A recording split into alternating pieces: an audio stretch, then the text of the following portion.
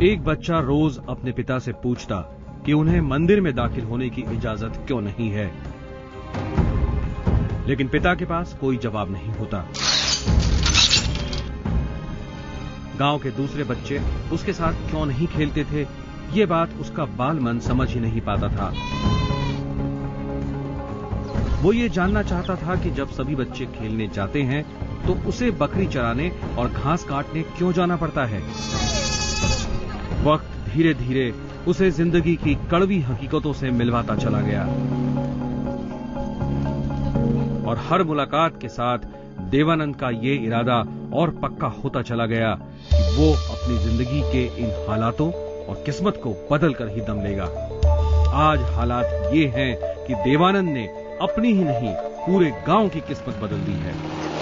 इसके पहले मैं कोई काम करती नहीं थी।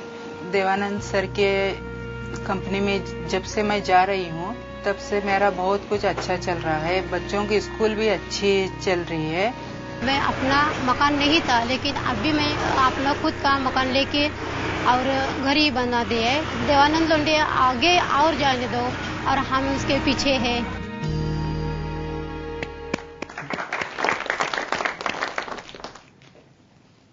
आज गांव में इतनी तरक्की हो गई है, फैक्ट्री है, लोगों को रोजगार मिल रहा है, लेकिन जब आप छोटे थे तब तस्वीर इतनी अच्छी नहीं थी। बिल्कुल।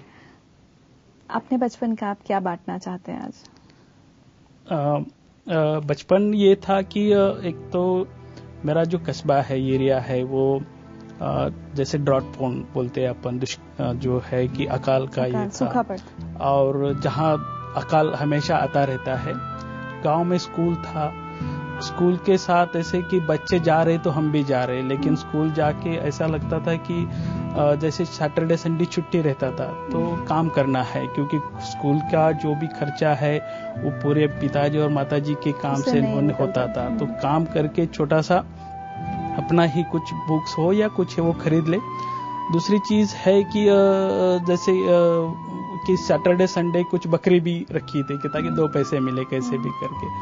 खेलना बहुत कम मिलता था और खेलने जाते थे तो मार पड़ती थी, क्योंकि अगर खेलने जाओ तो ये सब काम ये तो बहुत ये तो। और जाति का भेदभाव ये कितना? जाति का भेदभाव मैं उसी इसमें से गया हूँ।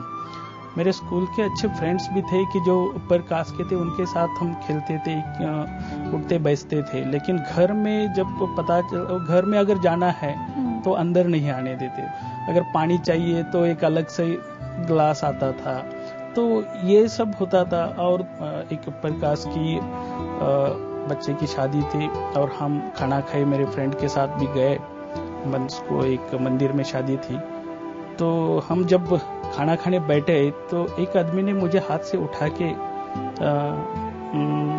के बाहर निकाल दिया और बाकी सब बच्चे खा रहे, तो वो मुझे बहुत हार्ट हुआ।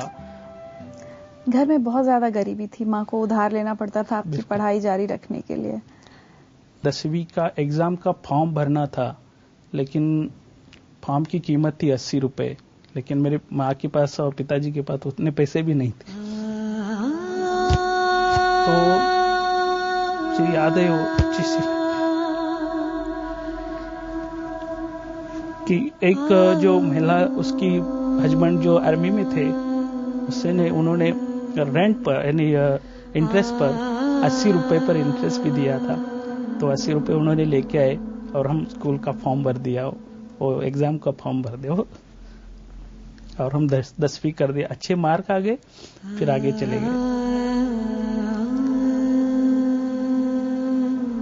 उसके बाद आपने इंजीनियरिंग की? बहुत पढ़ाई करी आपने, बहुत मेहनत। बिल्कुल, क्योंकि वो सब पूरा पीछे का था तो बदलना है, क्योंकि हो रहा था कि कैसे ट्रेंड चल रहा था गांव में कि पहली आगे के बच्चे इंजीनियरिंग में गए तो हम भी क्यों नहीं जाए। चलिए आपको कुछ तस्वीरें हम दिखाना चाहते हैं।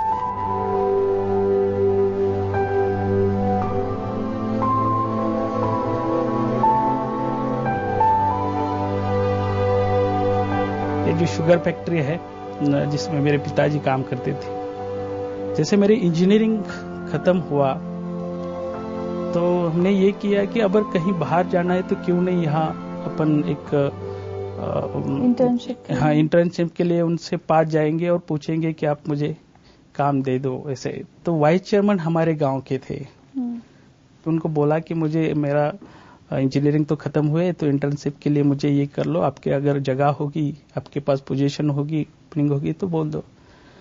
तो उन्होंने झट से बोल दिया कि नहीं, अब आपके लिए हमारे पास काम नहीं है। जैसे उन्होंने बोला तो मैंने बोल दिया कि चलो ठीक है, लेकिन उसके बाद उन्होंने बाकी लोग भी ले लिया और मुझे अच्छी मार्क्स होते हुए भी उन्होंने नहीं लिया। तो मैंने बोला कि आज से मैं किसी के सामने जॉब के लिए हाथ तो नहीं फैलाऊंगा और किसी के पास जॉब मांगने तो नहीं जाऊंगा। फिर गांव में के एक जो बच्चा जो पुणे और बॉम्बे में काम कर रहा था, उसको बोला कि अगर आपकी कोई कंपनी में या काम होगा तो मुझे बता देना कि मैं ऐसे ढूंढते चले गए काम। और मैं पहुंच गया पुणे से फिर बॉम्बे में एक वाटर सप्लाई का काम चल रहा था बॉम्बे, और वहां का जब काम खत्म हुआ तो उसके बाद हम गए नासिक। तो मेरी मुलाकात हो गई प्रसाद सेवेकरी, जो आज भी वो मेरे गुरु है, मेरे मित्र है, और हम दोनों जो भी है उनके कारण है। तो शुरू हुआ वहां से दौर। यही पूछने वाली थी कि आपसे तो हम बहुत बात कर रहे हैं, आपकी पत्नी एकदम चुपचाप बैठी है। अभी उसको बोला, अभी उसके बाद तो नासिक में वो आ गई। अपने बारे में बताइए, आपकी शादी में इतनी तकलीफें भी जाति की वजह से आई ना? बिल्कुल। जब हम मिले, मैं जब जॉब करती थी वहां पे उनका प्रोजेक्ट चल रहा था, तो जब मिले तो ऐसे दोनों के थॉट्स मिल गए। पापा और मम्मी या अंकल सबको मैंने बोला था कि ऐसे ऐसे है, और उन्होंने जब बोला मुझे कि ये ऐसे लोअर कास्ट के है तो अपने यहाँ तो नहीं चलेगा ऐसे, तो पापा को, मम्मी को या अंकल को सबको कन्विंस करने की बहुत मैंने कोशिश की, लेकिन वो नहीं माने। स्नेहल ने आपका बहुत साथ दिया है, जब आपको अपनी फैक्ट्री शुरू करनी थी, हर वक्त ये आपके साथ खड़ी रही हैं। बिल्कुल। गहने भी बेचे थे आपने? बिल्कुल। आगे हमने एक बंगलो था, एक जितने भी गहने, मुझे नहीं लगता है कि स्नेहल ने 3 साल तक उसके बाद सोने का एक भी गहना पहना नहीं। उसके बाद उसमें जो फैक्ट्री का प्रोडक्ट्स डिसाइड करना या उसके साथ कैसे चलाना है, जो एक अपॉर्चुनिटी हमको आई वो ग्रैब करना, वो हमें सब स्नेहल का ही। वंडरफुल। चलिए एक मैसेज और सुनते हैं। अरे इस हिसाब से आपने आपके विलेज में सबको सिखाया इसके जो ग्लव्स बनाने का, I think that was very beautiful. अभी तो आपने हिंगन गांव में और सराउंडिंग विलेजेस में किया है, इसी मॉडल को आपको लेके जाना है, अभी और भी बाहर लेके जाइए। Very good, thank you. इन्होंने आपको आइडिया दिया था कॉटन ग्लव्स, कॉटन का ग्लव्स का, और वहां से उन्होंने फिर हाँ वहां से शुरू किया। तो उन्होंने बोल दिया कि ऐसे कुछ प्रोडक्ट्स है जो जापान और अदर्स कंट्रीज में चलते हैं, लेकिन इंडिया में कोई नहीं बनाता है। तो आप सोच सकेंगे उसको, अगर आप करना चाहेंगे तो हम आपको आगे के कॉन्टैक्ट्स भी दे देंगे इसे। तो फिर वहां से सिलसिला शुरू हुआ। आज अगर मैं आपसे पूछूं कि आज आपकी कंपनी का टर्नओवर कितना है? It's going near about 7-10 crore.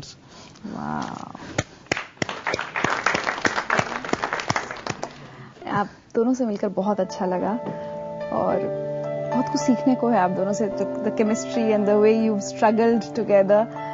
हम दुआ करेंगे आप हमेशा ऐसे ही साथ रहें, तरक्की करते रहें और अपने सारे सपने पूरे करते रहें। Thank you so much for coming to Zindagi live, और एक तोहफा है हमारी तरफ से। Thank you.